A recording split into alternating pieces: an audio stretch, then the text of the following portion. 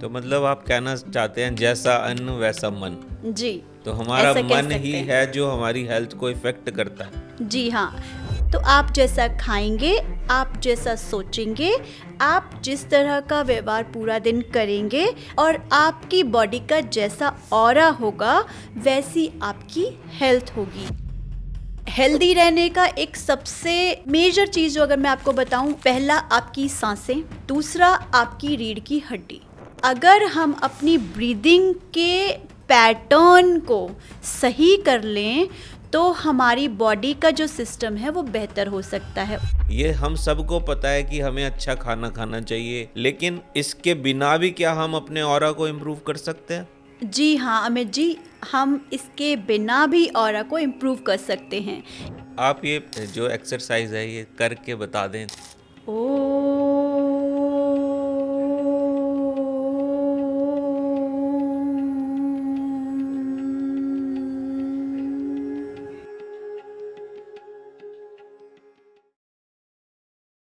नमस्कार दोस्तों, आज का ज़माना स्पीड का है। हर किसी को फास्ट रिजल्ट चाहिए। लोग फास्ट फूड खाना पसंद करते हैं, जल्दी सक्सेस पाना पसंद करते हैं और अगर हेल्थ प्रॉब्लम्स हो जाएं तो फास्ट रिकवरी भी चाहते हैं।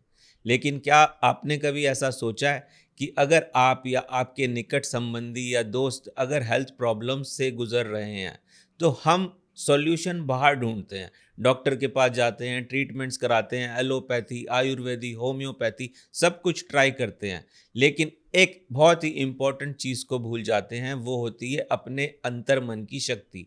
अपनी एनर्जी को अगर हम अलाइन कर लें, अपने सिस्टम को इस तरह से जागृत कर लें, तो हमारी सारी हेल्थ प्रॉब्लम्स खुद ब खुद सही हो सकती हैं। तो आज हमने इनवाइट किया एक ऐसे स्पेशल पर्सन को जो बहुत टाइम से लोगों को हेल्थ प्रॉब्लम से बाहर निकलने में हेल्प कर रही हैं, मेडिटेशन के थ्रू और अपनी सोच को बदल के किस तरह से हम अपनी लाइफ की प्रॉब्लम्स को ठीक कर सकते हैं, वो बहुत ही आसान तरीके से समझाती हैं।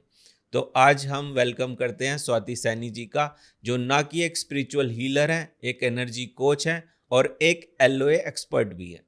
नमस्कार स्वाति जी, वेलकम करता हूँ, आप आए। नमस्कार अमित जी। सबसे पहले तो मैं आपसे एक प्रश्न ये पूछना चाहता हूँ कि लोगों को आज की डेट में बहुत सारी हेल्थ प्रॉब्लम्स हैं, जी तो वो किस तरह की प्रॉब्लम्स हैं और उनका रूट कॉज क्या है, मतलब वो क्यों हो रही है? देखिए अमित जी, आजकल की जो ये दुनिया है, भागती दौड़ती दुनिया है, लोगों को बहुत तरह की हेल्थ प्रॉब्लम्स आजकल देखने के लिए मिल रही है। सबसे जो मेजर प्रॉब्लम है आजकल वो एंजाइटी, डिप्रेशन, स्ट्रेस आजकल छोटे छोटे बच्चों में भी देखने के लिए मिल रहा है। बाकी बीपी, शुगर, थायराइड, काफ़ी तरह की प्रॉब्लम्स लोगों को फेस करनी पड़ रही है। इनका रूट कॉज क्या है, क्यों ऐसी प्रॉब्लम्स वो फेस कर रहे हैं? जी, रूट कॉज़ की अगर हम बात करें तो रूट कॉज़ है हमारी आदतें, हमारे अंदर की एनर्जी और हमारा माइंडसेट, हमारे थॉट्स। तो क्योंकि हमारे थॉट्स अब इस तरह के हो गए हैं, हम बहुत ज़्यादा फ़ियर में, डाउट्स में रहते हैं और जो हमारा खाना है वो भी इस तरह का हो गया है, फ़ास्ट फूड लोग खा रहे हैं। तो जिस तरह की एनर्जी हम लोग एक्यूमुलेट कर रहे हैं, वो हमारी हेल्थ को इफ़ेक्ट कर रही है। तो मतलब आप कहना चाहते हैं जैसा अन्न वैसा मन। जी, तो हमारा ऐसा कह मन सकते ही हैं। है जो हमारी हेल्थ को इफेक्ट करता है। जी हाँ, सिर्फ मन ही नहीं और भी बहुत सारी चीज़ें हैं जो हमारी हेल्थ को इफ़ेक्ट करती हैं। देखिए, ये बीमारी सिर्फ हमारे शरीर तक ही नहीं है, वो शरीर तक सिर्फ ऐसे ही नहीं आई है, वो पहले से हमारी बॉडी में एग्जिस्ट कर रही है। वो एग्जिस्ट कैसे की? वो एग्जिस्ट की सबसे पहले हमारी जो दिनचर्या है, उस दिनचर्या ने कई समय तक, काफ़ी समय तक हमारे जो पूरे सिस्टम को जो है वो हिला दिया। फॉर एन एग्जाम्पल कि हम रात को लेट सोते हैं। बच्चे आजकल आपने देखा ही होगा, स्टडीज़ करते हैं तो उनकी दिनचर्या आजकल रात को पढ़ने की होती है और वो दिन में स्लीप अपनी लेते हैं। तो जो हमारा 10 से 2 बजे तक का टाइम है वो मेजर एनर्जी रिसीविंग सिस्टम होता है, जब हमारा माइंड, सबकॉन्शियस माइंड यूनिवर्स से कॉस्मिक एनर्जीज़ को रिसीव करता है, जिसकी वजह से हम अपनी पूरा दिन, अगली जो सुबह है, पूरा जो दिन है वो एनर्जेटिक वे में बिताते हैं। लेकिन जब हम उस समय को निकाल देते हैं, रात को सोते नहीं हैं, तो हमारी बॉडी में हमारी जो स्लीप साइकिल है वो डिस्टर्ब हो जाती है, और जिसकी वजह से हमारी बॉडी में जो प्रॉपर हार्मोन्स उस समय पर रिलीज़ होने चाहिए वो रिलीज़ नहीं होते। तो वो एक दिन करने से ऐसा नहीं होता। जब ये प्रोसेस रेगुलर कोई पर्सन कर रहा होता है, तो जो मेजर हार्मोन है वो प्रॉपर रिलीज़ नहीं होगा, और एक कार्टिसोल नाम का हार्मोन है जिसे स्ट्रेस हार्मोन कहा जाता है। तो अगर वो स्लीप उस समय ना ली जाए तो कार्टिसोल जो हार्मोन है ये इंक्रीज हो जाता है, जिससे स्ट्रेस बढ़ता है और एंजाइटी बढ़ जाती है। तो ऐसे बहुत सारे रीजंस हैं जिससे लोगों को हेल्थ प्रॉब्लम्स आ रही हैं। मतलब न्यूट्रिशन भी बहुत इम्पोर्टेंट है। यस, बिल्कुल। मैं ये कहूँगी कि आप जो खा रहे हैं, जिस तरह की चीज़ों को आप अपनी बॉडी के अंदर ले रहे हैं, आप उसी तरह की एनर्जी को अपनी बॉडी के अंदर ले जा रहे हैं। तो आप जैसा खाएंगे, आप जैसा सोचेंगे, आप जिस तरह का व्यवहार पूरा दिन करेंगे, आपका जैसा माइंडसेट होगा और आपकी बॉडी का जैसा ऑरा होगा, वैसी आपकी हेल्थ होगी। और इससे पहले की जो मैंने बातें बताई आपको कि जैसा आप खाएंगे, जैसा आप सोचेंगे, जैसा आपका माइंड थॉट होगा, वैसा ही आपका ऑरा भी बनेगा। अच्छा, एक क्वेश्चन मेरे मन में आ रहा है कि आजकल की जो यूथ है, देखिए वो रात में काम करते हैं, दिन में सोते हैं, सुबह सुबह उठना बड़ा मुश्किल होता है उनके लिए, है ना। बिल्कुल। तो सनलाइट में बहुत सारे लोग हैं जो सनलाइट में नहीं जा पा रहे हैं, जी। वो और उनकी हेल्थ प्रॉब्लम्स बढ़ती जा रही हैं। उन्हें भी पता है, ये हम सबको पता है कि हमें अच्छा खाना खाना चाहिए, 8 घंटे की स्लीप लेनी चाहिए, लेकिन वो हो नहीं पा रहा, या कोई भी ऐसे सर्कमस्टांसेस हैं। लेकिन ये अगर नहीं भी हो पा रहा तो भी क्या हेल्थ को अच्छा किया जा सकता है? जो आपने बताया ऑरा को इम्प्रूव करना, तो इसके बिना भी क्या हम अपने ऑरा को इम्प्रूव कर सकते हैं? जी हाँ, अमित जी, हम इसके बिना भी ऑरा को इम्प्रूव कर सकते हैं। ये तो एक नॉर्मल नेचुरल प्रोसेस है, जो पहले जो हमारे ऋषि मुनि थे जो इसे फॉलो किया करते थे। क्योंकि अब जैसा आपने कहा, आजकल की जो दुनिया है, वर्क का जो कल्चर है वो बहुत चेंज हो गया है। कॉर्पोरेट्स इंडस्ट्रीज़ आ गई हैं जहाँ पर शिफ्ट्स ही नाइट की होती हैं। तो इस तरह के एनवायरनमेंट में सर्वाइव करने के लिए उनको अपनी जॉब करना इम्पॉर्टेंट है। तो ऐसी कंडीशन में हम लोगों को इस तरह की टेक्निक और इस तरह की गाइडेंस प्रोवाइड करते हैं जिससे वो अपनी हेल्थ को बेटर कर सकते हैं। आपने ऑरा की बात करी, थोड़ा सा इसको एक्सप्लेन करेंगे, क्या होता है ऑरा, कैसे हम इसको इम्प्रूव कर पाएंगे? जी। देखिए, जो हमारी बॉडी का ऑरा होता है, ये हमारे शरीर से 3 इंच की दूरी पर होता है। जब हमारे शरीर का ऑरा 3 इंच की दूरी से कम होने लगता है या 2 इंच होने लगता है, तो आप ये मानकर चलिए कि कोई भी बीमारी हमारे फिजिकल बॉडी के अंदर एंटर करती है। यानी कि कोई भी बीमारी, यानी कि अगर फीवर किसी को हुआ है तो वो आज ही एकदम नहीं हो गया और हमारी बॉडी में नहीं आया। उसने पहले हमारे ऑरा को एंटर किया, उसके बाद फिर वो हमारी फिजिकल बॉडी में आया। जो 3 इंच का ऑरा है वो मिनिमम हेल्दी ऑरा है। यानी कि 3 इंच से अगर आपका ऑरा थोड़ा भी कम होता है तो आप बॉडी में अनईजीनेस महसूस करना शुरू कर देंगे। अगर आप अपने ऑरा को 3 इंच से ज़्यादा एक्सपैंड करते हैं मेडिटेशन के थ्रू, या जो हम न्यूरोप्लास्टिसिटी की एक्सरसाइज कराते हैं उसके थ्रू, तो आपको बीमारी उतनी जल्दी से नहीं आएगी। क्योंकि सपोज़ आपका ऑरा अगर 6 इंचेस का है तो उसको 6 इंचेस को भेदने के लिए ज़्यादा समय लगेगा। तो ये ऑरा हमें दिखाई क्यों नहीं देता? मतलब ऐसे हमने देखा है कि महापुरुषों की जो फोटो देखी, या हमारे भगवानों की भी जो तस्वीरें होती हैं, उनमें एक प्रकाश सा होता है उनकी चारों तरफ। तो क्या हर इंसान का ऑरा होता है? जी अमित जी, बिल्कुल। हर इंसान का ऑरा होता है और उसे देखा जा सकता है। उसके लिए महापुरुष होने की आवश्यकता नहीं है। हर व्यक्ति ही अपने आप में एक खास तरह की क्वालिटी लेकर पैदा हुआ है, और मैं मानती हूँ कि हर व्यक्ति खास है और प्रत्येक व्यक्ति उस ऑरा को देख सकता है। सिर्फ उस ऑरा को देखा कैसे जाता है, उसको यदि वो सीख ले तो ऑरा देखा जा सकता है। आपने अभी बताया 3 इंच से 6 इंच तक ऑरा को फैलाया जा सकता है।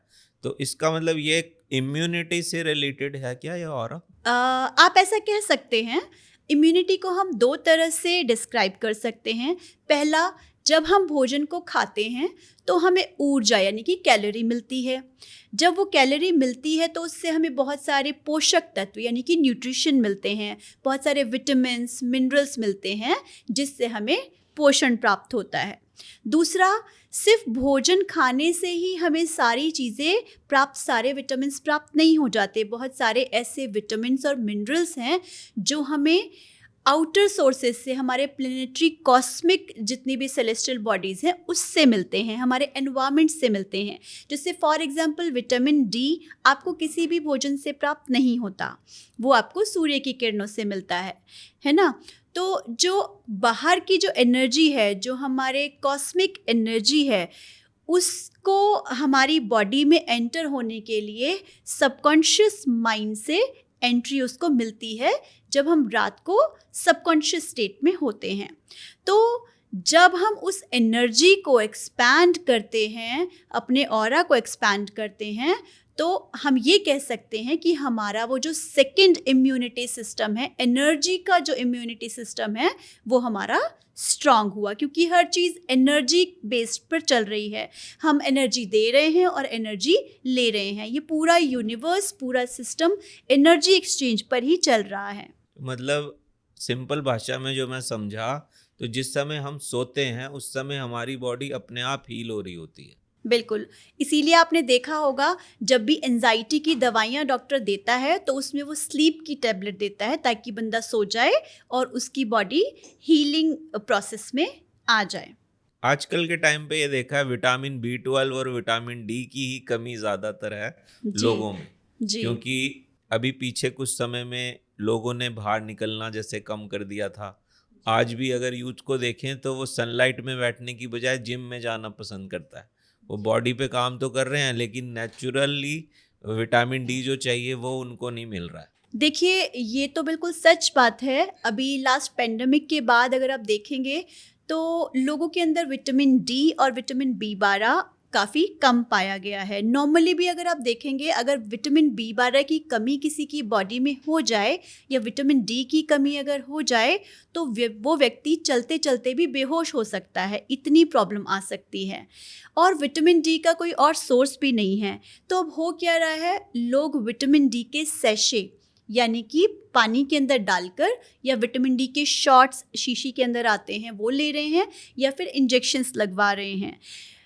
कुदरत ने जो ये विटामिन डी का हमारा सोर्स बनाया है, जो सूर्य भगवान है, जो सूरज है, उससे जो किरणें आती हैं सुबह सुबह 4-5 बजे जब सूर्य उदय होता है, उस समय की जो किरणें हैं, अगर आप उस समय उठते हैं और पॉजिटिव सोचते हैं, पॉजिटिव अफर्मेशन करते हैं, और आप अगर ये सोचते हैं उस समय पर कि मैं स्वस्थ हूँ, तो आपके अंदर जो इमेंस इम्यूनिटी सिस्टम डेवलप होगा वो आप सोच भी नहीं सकते। तो वो सोर्स बहुत इम्पॉर्टेंट है, हम उन्हें नेग्लेक्ट नहीं कर सकते। स्वाति जी, मैं आपको अभी बताता हूँ, मेरे एक मित्र हैं, उनकी वाइफ को विटामिन B12 और डी की इश्यूज है, तो वो जी सच में बेहोश होके गिर जाती हैं। और उनका मेरे पास फ़ोन आया, वो कुंडली दिखाना चाहते थे कि भाई क्या प्रॉब्लम चल रही है। कुंडली से हम ट्रेस तो कर लेते हैं ये सारी चीज़ें, तो मैंने उन्हें कुछ सजेशंस भी दिए। डॉक्टर का वो ऑलरेडी इलाज करा रहे हैं लेकिन कोई सॉल्यूशन उन्हें मिल नहीं रहा है ना। तो क्या वो अपने ऑरा को बेटर कर सकती हैं? जो आपने अभी जो टेक्निक्स बताई, अफर्मेशंस, ये सब मैं डिस्कस करना चाहूँगा, जी क्योंकि मैं चाहता हूँ कि उन लोगों के लिए हम कुछ बताएं जो मेडिसिन ले रहे हैं लेकिन ठीक नहीं हो पा रहे हैं, जी जी है ना। तो वो किस तरह से जल्दी से रिकवर कर सकते हैं या अपने आप को किस तरह से और बेटर बना सकते हैं? जी देखिए, ऑरा को बेहतर बनाने के लिए सबसे पहले हमें अपने अंदर, अपने मस्तिष्क पर काम करना पड़ेगा। हमारी बॉडी में सबसे इम्पॉर्टेंट जो पार्ट है वो है हमारा ब्रेन। ब्रेन के अंदर उससे भी इम्पॉर्टेंट पार्ट है जो हमारे बॉडी के अंदर हमारे जो विचार आते हैं, जो हम सोचते हैं। हम कोई भी काम करते हैं तो पहले उसका ख्याल हमें आ जाता है कि ये काम मुझे करना है या ये ग्लास मुझे उठाना है ना। तो हम दो तरह की सोच या दो तरह के ख्याल हो सकते हैं। पहला एक सकारात्मक ख्याल, दूसरा एक नकारात्मक ख्याल। तो साइंस ये कहती है जितने भी पॉजिटिव थॉट्स हैं उनकी फ्रीक्वेंसी इतनी इमेंस और पॉजिटिव है, वो इस तरह से वेवलेंथ में और फ्रीक्वेंसी में डिज़ाइंड हैं कि वो हमारी बॉडी में जितने भी हैप्पी हार्मोन हैं उनको रिलीज़ करती है, हमारी बॉडी के अंदर नए सेल्स को जनरेट करती है और हमें रिजुविनेट करती है, और कार्टिसोल को ख़त्म करती है और कम करती है, जिसे स्ट्रेस हार्मोन कहा जाता है। और जितने नेगेटिव थॉट्स हैं वो हमारे ब्रेन में कार्टिसोल के लेवल को बढ़ा देती है। तो अब जो हमारा ब्रेन है अमित जी, हमारे ब्रेन के अंदर एक सिस्टम फिट है जिसका नाम है RAS, रेटिकुलर एक्टिवेटिंग सिस्टम। अच्छा, ये रेटिकुलर एक्टिवेटिंग सिस्टम है कहाँ पर? हमारी जो रीढ़ की हड्डी है पीछे, इसके ऊपर 2 इंच का ये रेटिकुलर एक्टिवेटिंग सिस्टम होता है, और ये हमारे ब्रेन में एक पार्ट है मेडुला से कनेक्टेड होता है। अब ये RAS का काम क्या है? ये RAS हमारी बॉडी में जितनी भी संवेदनाएं हैं, सूचनाएं हैं, उनको फिल्टर करने का काम करता है। यानी कि अगर मैंने 3-4 बातें सोची कि मुझे ये सब काम करने हैं, तो जो उसमें इम्पॉर्टेंट इन्फॉर्मेशन है उसको फ़िल्टर करने का काम वो करेगा। तब हम ये डिसाइड कर पाते हैं कि ठीक है, इन सब में से मैं ये वाला काम पहले करूँगा।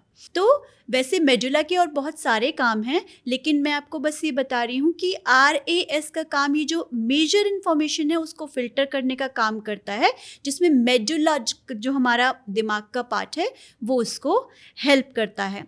इसीलिए आपने देखा होगा कि अगर कोई पर्सन ऐसा सोचता है कि मुझे ना कार खरीदनी है या मुझे इग्निस खरीदनी है, तो उसे रोड पे कार्स दिखने लग जाएंगी, वो वाली जो उसको खरीदनी है।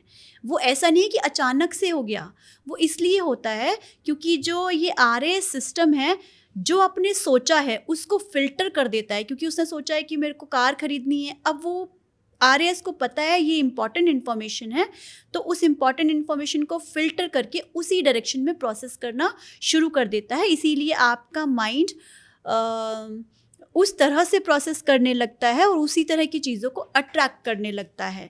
ये कहीं ना कहीं आप देखेंगे एक तरह से लॉ ऑफ अट्रैक्शन से जुड़ा हुआ है, which is directly connected to science. हम कहते हैं ना कि जैसा हम सोचेंगे वैसा होने लगेगा। वो हो कैसे रहा है? वो हो ऐसे रहा है कि जो RAS हमारे ब्रेन में सिस्टम है, जो हम सोचेंगे वो उसको फिल्टर करेगा, इंपॉर्टेंट इन्फॉर्मेशन को उठाएगा, मेडुला के साथ कनेक्ट करेगा, और उसी एनर्जी के साथ वो कनेक्ट होकर आपको वैसी वैसी चीज़ें दिखाना शुरू हो जाएगा। आप समझ रहे हैं बात? इसीलिए शायद हमारे बड़े बूढ़े ये बोलते थे कि कमर सीधी करके बैठो और पॉजिटिव थॉट्स रखो, पॉजिटिव बोलो, बिल्कुल पॉजिटिव सोचो। तो ये सारा जो साइंटिफिक सिस्टम है वो उन्होंने सीधा सीधा बस बच्चों को ये बताया कि ऐसे करो तो तुम्हारी हेल्थ अपने आप ही ऑटोमेटिकली ठीक रहेगी। जी, और बिल्कुल। इसीलिए शायद वो जितने भी एजिड लोग हैं वो अभी तक फिर भी थोड़े हेल्दी लगते हैं, जितना यंगस्टर जो है उनकी इम्यूनिटी कम हो रही है। देखिए, हेल्दी रहने का एक सबसे मेजर चीज़ जो अगर मैं आपको बताऊं, 2 शब्दों में उसको मैं बयां करूंगी। पहला आपकी सांसें, दूसरा आपकी रीढ़ की हड्डी। अगर आप देखेंगे, स्पिरिचुअलिटी उठा लीजिए या साइंस उठा लीजिए, आप अगर अभी जो हम ये लॉ ऑफ अट्रैक्शन उठा लीजिए, वो भी आपके स्पाइनल कॉर्ड से ही जुड़ा है, देखिए, है ना। यानी कि जो RAS सिस्टम है वो आपकी रीढ़ की हड्डी पे है। चक्रास की बात कर लीजिए, जो चक्रास हैं वो भी यही कहते हैं कि अपनी रीढ़ की हड्डी के 7 पॉइंट्स को आप बैलेंस करिए, है ना। और अगर आप अफर्मेशंस की बात करेंगे तो भी आप देखेंगे कि वो ब्रेन और रीढ़ की हड्डी से ही जुड़ा हुआ है। वो ये कहता है कि पॉजिटिव सोचिए, अगर आप नेगेटिव सोचेंगे तो क्या होगा उससे? यदि आप नेगेटिव 4 बातें आपने सोच ली, तो उसमें से जो मेजर इंटेंसिटी की बात है, आपके दिमाग को नहीं पता सच और झूठ का। हमारी बॉडी में ऐसा कोई सिस्टम फिट नहीं है जो ये बताए क्या सच है और क्या झूठ है। हमारे ब्रेन में सिर्फ एक RAS सिस्टम फिट है जो ये डिसाइड करता है आप जो सोच रहे हैं उसमें से इम्पॉर्टेंट इन्फॉर्मेशन कौन सी है, आप किस पे ज़्यादा फोकस कर रहे हैं। अगर आपने इस बात पे ज़्यादा फोकस किया कि यार मेरी तो ज़िंदगी ख़राब है, ये उसकी ज़िंदगी ज़्यादा अच्छी है, मेरी ज़िंदगी में पैसा नहीं है, आप अगर एक ही बात को बार बार बोल रहे हैं, ज़्यादा सोच रहे हैं, तो RAS सिस्टम उसको फिल्टर करके उसे लगता है कि ये जो इन्फॉर्मेशन है ये इम्पॉर्टेंट है, और वो उसको फिल्टर कर देता है। और फिल्टर करेगा उस इन्फॉर्मेशन को, तो जो आपका ब्रेन है, जो मेडुला है, वो उसी तरह के हार्मोन्स को रिलीज़ करेगा और उसी तरह की चीज़ों को क्रिएट करना शुरू कर देगा, और आपके माइंड में, आपकी बॉडी में जो कार्टिसोल का लेवल है वो बढ़ जाएगा, स्ट्रेस हार्मोन जो है बढ़ जाएंगे।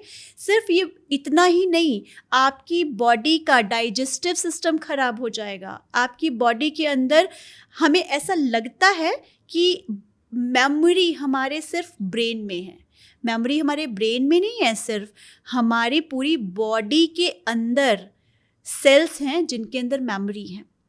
तो वो सारी जो हम सोच रहे हैं वो हमारे सेल में बस जाएगी। अब आप सोच लीजिए, हमने सकारात्मक सोचा तो वो भी पूरी बॉडी में जाएगा, और अगर आपने नेगेटिव सोचा तो उसका इम्पैक्ट भी पूरी बॉडी पर ही होने वाला है। इसीलिए बीमारी, अगर हम नेगेटिव सोचते हैं या फिर हम पॉजिटिव नहीं सोचते हैं, तो बीमारी ऐसा नहीं है कि ब्रेन में ही आती है, वो हमारे हाथ में भी आ सकती है, वो हमारे पैर में भी आ सकती है, डिपेंडिंग अपॉन कि आप कौन से पार्ट में आपका इम्यून सिस्टम वीक है।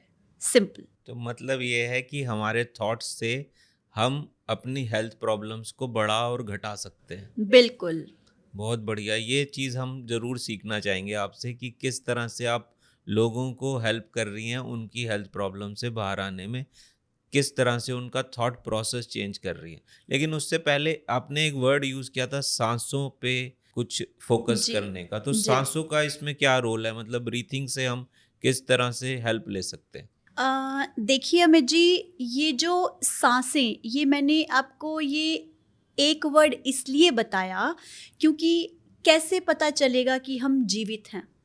कैसे पता चलेगा? हमें तब पता चलता है जब हम सुबह उठते हैं और हमें सांस आ रही होती है।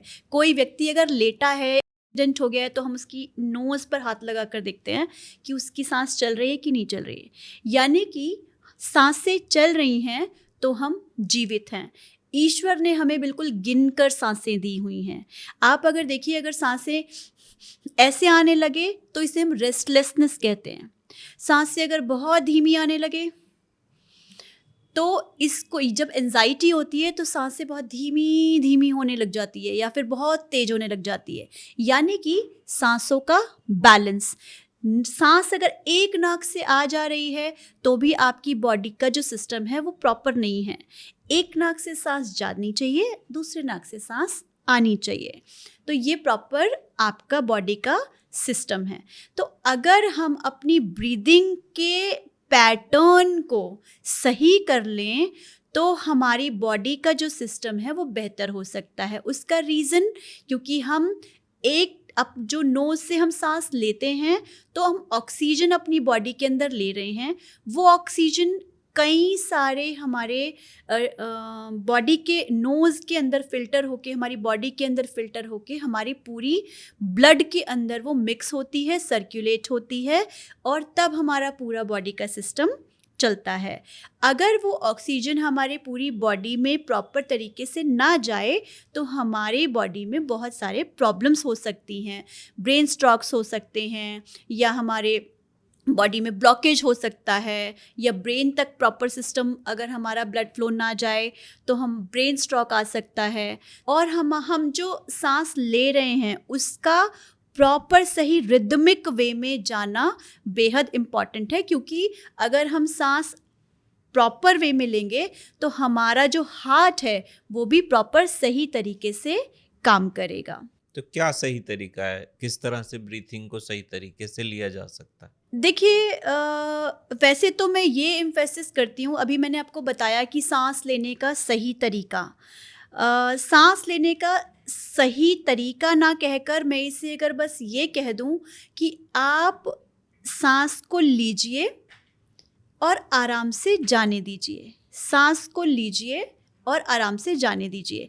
या मैं आपको ये कहूँ कि आप न्यूरोप्लास्टिसिटी की एक एक्सरसाइज है, उसको आप करिए, तो आपकी जो सांस है वो प्रॉपर अपने आप सही होने लग जाएगी। आप ये जो एक्सरसाइज है ये करके बता दें, ताकि जो हेल्थ इश्यूज जो फेस कर रहे हैं लोग, अगर वो उसको प्रैक्टिस करें तो उनको फ़ायदा हो सकता है। मैं इसको करके बताने से पहले आपको बस एक चीज़ बताना चाहूँगी कि आपने कभी कोई ऐसा प्रोग्राम अटेंड किया है जिसमें आप गज़ल सुनने गए हों? हाँ, बिल्कुल, म्यूज़िक तो सुनते ही हैं लोग। म्यूज़िक सुनने गए हों, और जब आप वहाँ म्यूज़िक सुन रहे हों, तो आपने कभी ऐसा देखा है कि साँस धीरे आ रही है, जल्दी आ रही है, बहुत आराम से सूदिंग जाती है, बहुत अच्छा लगता है? शायद ध्यान शायद म्यूज़िक पे हो, या अगर साँसों पे ध्यान लाएँगे तो वो नॉर्मल सही होगी साँसें, मतलब उस समय पे शायद बहुत ज़्यादा तेज़ या धीमी ना हो। बिल्कुल सही कहा। यानी आपने वहाँ ध्यान लगाया नहीं। आपने खुद अभी स्वयं कहा कि उतना ध्यान गया नहीं, उतना ध्यान मुझे पता नहीं, क्योंकि आपने वहाँ ध्यान लगाया ही नहीं। हुँ, तो मैं ये कहती हूँ कि ये जो ध्यान है, ये जो मेडिटेशन है, ध्यान लगाना नहीं, ध्यान हटाने का नाम ही मेडिटेशन है। तो आपका ध्यान वहाँ लगा ही नहीं, आपने वहाँ से हटा दिया, तो दैट वाज अ मेडिटेशन। आप वहाँ पर एक तरह की मेडिटेशन ही करके आए हैं। तो आपको बहुत ज़ोर नहीं देना है ये करके कि यार सही तरीके से ब्रीथ करूँ, सही पैटर्न से ब्रीथ करूँ। आपको इतना टेंशन लेना ही नहीं है। आपको सिर्फ क्या करना है, भ्रामरी जो हमने आपको दी है, आप उस भ्रामरी को करिए, या फिर आप ओमकार करिए, या फिर आप राम करिए, जो हम अपने फर्स्ट पॉडकास्ट में जैसा हमने करके सिखाया था।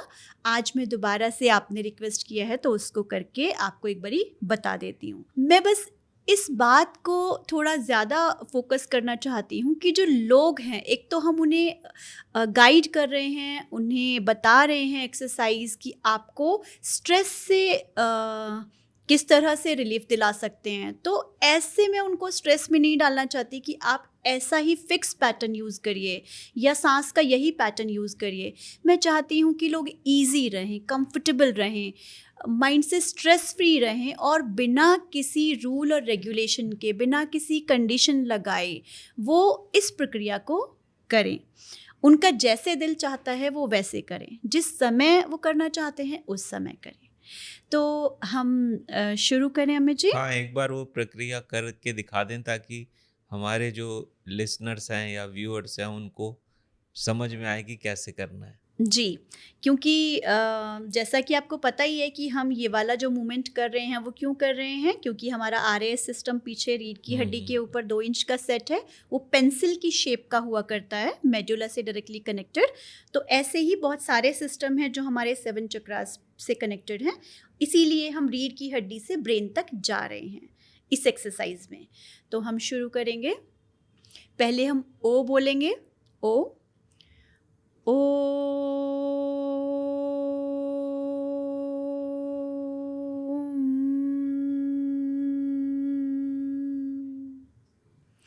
दोनों हैंड्स को यूज़ करेंगे ताकि मेरे दोनों ब्रेन की एक्सरसाइज हो, left brain and right brain. Right brain मेरा लेफ्ट हैंड से कनेक्टेड है और राइट हैंड मेरा लेफ्ट ब्रेन से कनेक्टेड है, तो इसीलिए मैं पूरा जो मेरी स्पाइनल कॉर्ड है वहाँ से लेकर जाऊंगी और अपने ब्रेन तक लेकर जाऊंगी और फिर उसे यूनिवर्स में स्प्रेड कर दूंगी।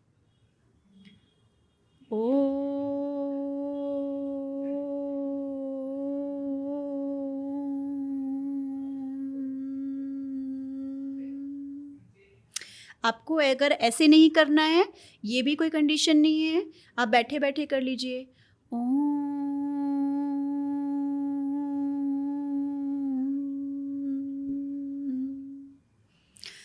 ओम नहीं बोलना है, या आपको लगता है कि किसी रिलीजन में ओम नहीं बोला जाता या नहीं बोलना है उनको, तो आप सिर्फ भ्रामरी की साउंड भी निकाल सकते हैं।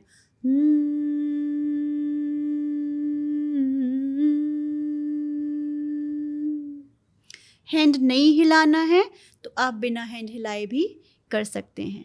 आप जब आपका दिल चाहे आप इसे तब करिए। तो आपने पिछले अपने हेल्थ मेडिटेशन वाले पॉडकास्ट में इसको अच्छी इस तरह से डिस्क्राइब किया था। यस। हम अपने लिसनर्स के लिए उसका लिंक ज़रूर छोड़ेंगे डिस्क्रिप्शन में।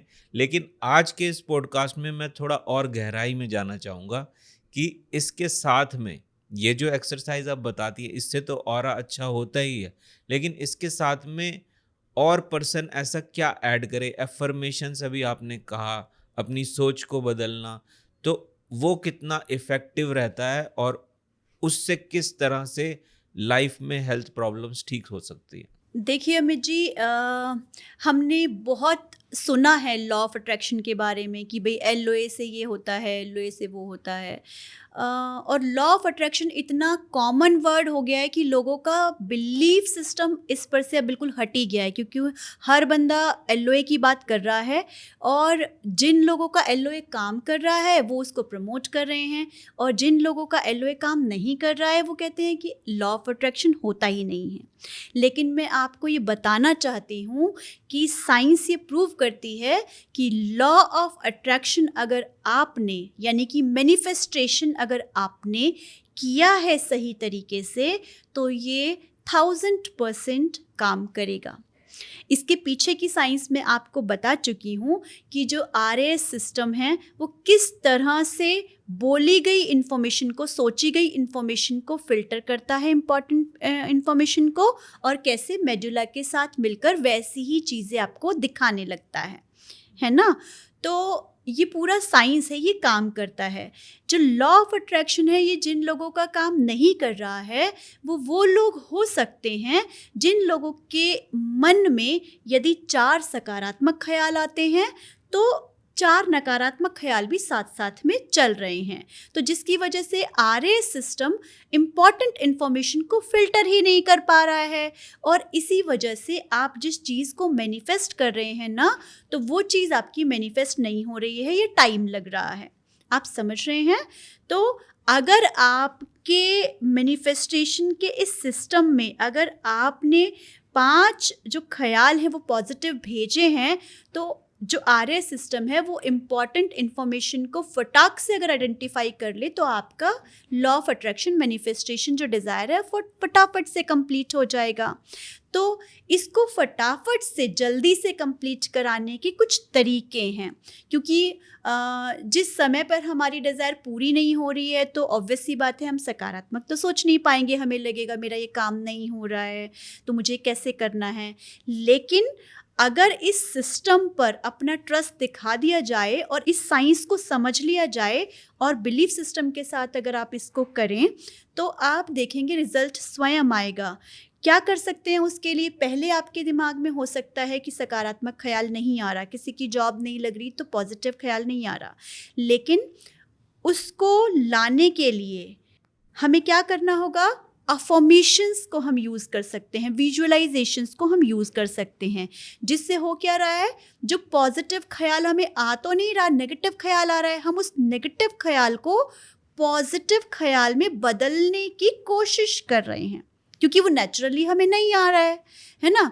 तो हमने क्या किया, अफर्मेशन से 5 स्टेटमेंट अफर्मेशंस हमने यूज़ की। मेरी जो भी आपको पोस्ट चाहिए, मेरी ये जॉब जो है वो लग चुकी है, मैं इस पोस्ट पर असाइन हो चुका हूँ, आप उसे इमेजिन करिए, आप उस पोस्ट को इमेजिन करिए जिसको आप जहाँ आप जाना चाहते हैं, और यदि आपके मन में नेगेटिव ख्याल आएगा तो वो नेचुरल है, अगर आ रहा है आप अपनी अफर्मेशंस को धीरे धीरे बढ़ा दीजिए।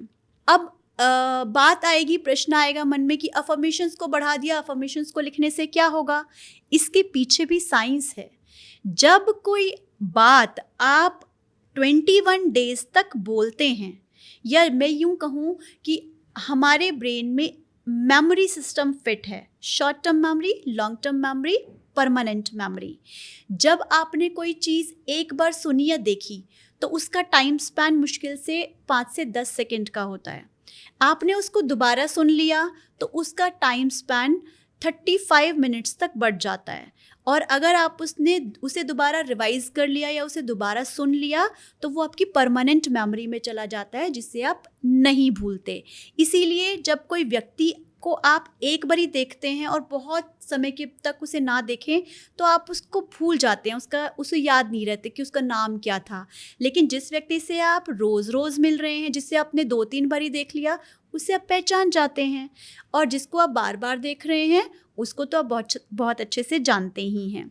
इसीलिए बच्चों को ये कहा जाता है कि जब वो क्लास में टीचर पढ़ा रही है उसे ध्यान से सुने। शॉर्ट टर्म मेमोरी में इंफॉर्मेशन कैसे जाती है? सेंसरी इंफॉर्मेशन होती है, वो सेंसरी मेमोरी। वो इंफॉर्मेशन कैसे जाएगी? कानों से, आँखों से, जो हमारी सेंसेस है उससे वो शॉर्ट टर्म मेमोरी में जाएगी। यदि बच्चे ने ध्यान से क्लास में सुना ही नहीं तो शॉर्ट टर्म मेमोरी में इंफॉर्मेशन जाएगी नहीं। इसीलिए हम ये कहते हैं कि बच्चा ध्यान से क्लास में पहले सुने। यदि उसने सुन भी लिया तो भी काफ़ी नहीं है, उसे घर में जाके उसे एक बार पढ़ना है, फिर उसे वो याद रहेगा।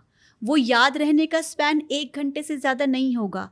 उसे क्या करना है, फिर वो रिवाइज़ करना है। वो जो नॉलेज है वो उसकी परमानेंट उसकी मेमोरी में हो जाएगी। अब लॉ ऑफ अट्रैक्शन का भी तो यही सिस्टम है।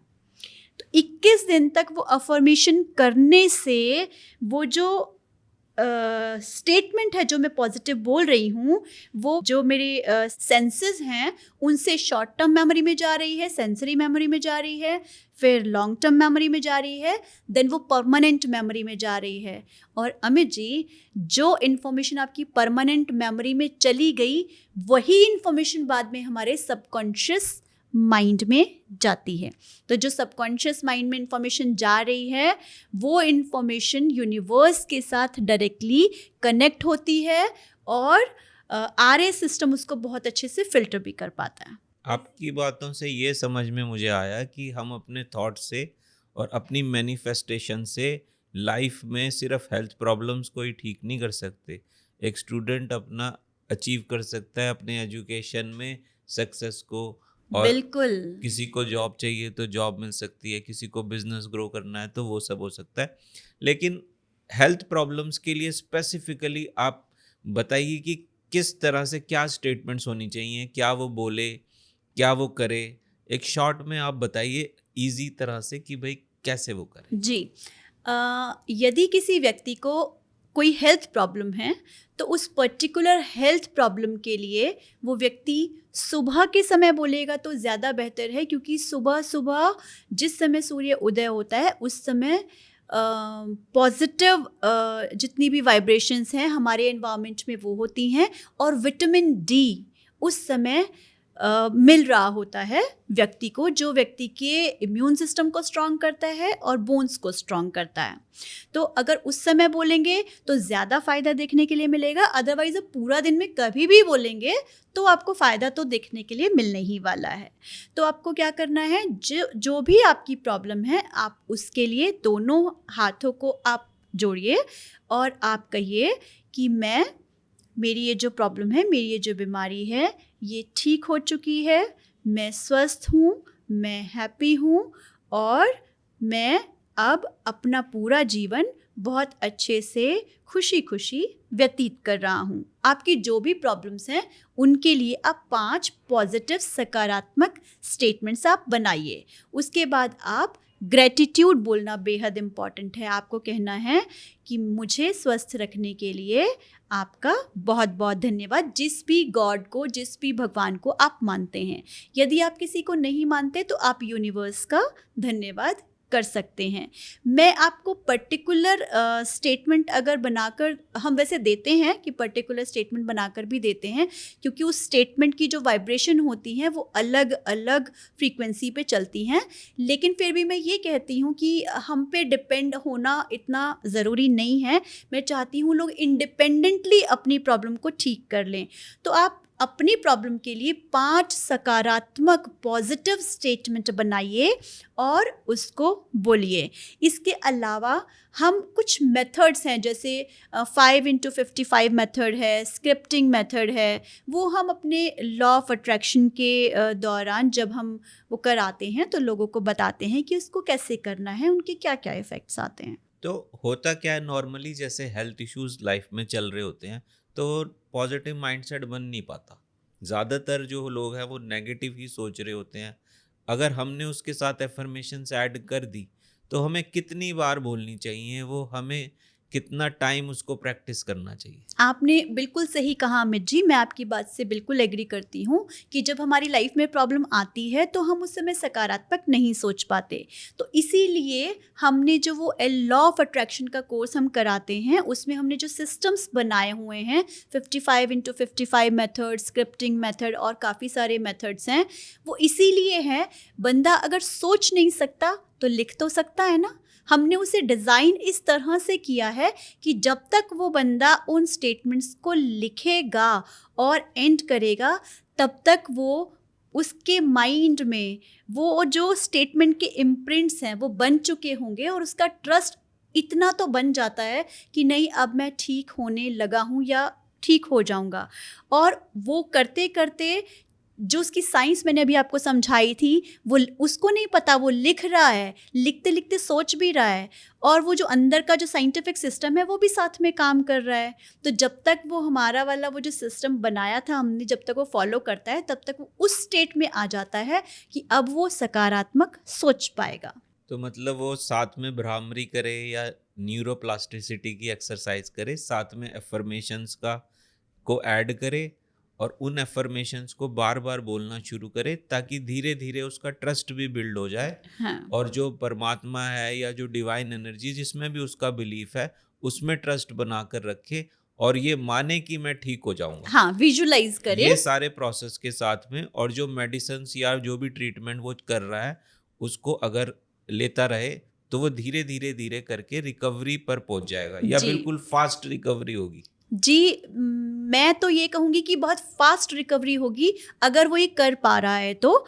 यदि जैसा आपने कहा कि व्यक्ति उस समय प्रॉब्लम में है, नहीं कर पा रहा, तो हम लोग इस तरह के लोग हैं, उन्हीं लोगों को हेल्प करने के लिए हम लोग ये काम कर रहे हैं। हम लोग चाहते हैं कि जितना मैक्सिमम लोग हैं वो इन चीज़ों का फ़ायदा उठा सकें, लाभ उठा सकें, जो हमारे पास नॉलेज है हम लोगों तक पहुंचा सकें और इस यूनिवर्स को और इस प्रकृति को कुछ अच्छा दे सकें। थैंक यू स्वाति जी। इस बार आपने एफर्मेशंस कैसे करनी है, कैसे अपनी सोच बदलनी है, ये हमारे लिसनर्स को बताया। अब हम आपसे अगले पॉडकास्ट में और गहरी बातें ज़रूर सीखेंगे, ताकि उनको ज़्यादा से ज़्यादा फ़ायदा हो। जी तो बिल्कुल। दोस्तों, अगर आप भी अपनी हेल्थ को अच्छा करना चाहते हैं, तो bhramari meditation, health meditation, neuroplasticity exercise easy तरीके से जो स्वाति सैनी जी ने आपको बताई है, उसको प्रैक्टिस करना शुरू करें, और साथ में अच्छी सोच के लिए एफर्मेशंस को ऐड करें। भगवान पर ट्रस्ट बनाएं, आपकी सारी हेल्थ प्रॉब्लम ज़रूर ठीक होंगी, बिल्कुल ठीक होंगी। धन्यवाद, नमस्कार, thank you Swati ji. Thank you Miji.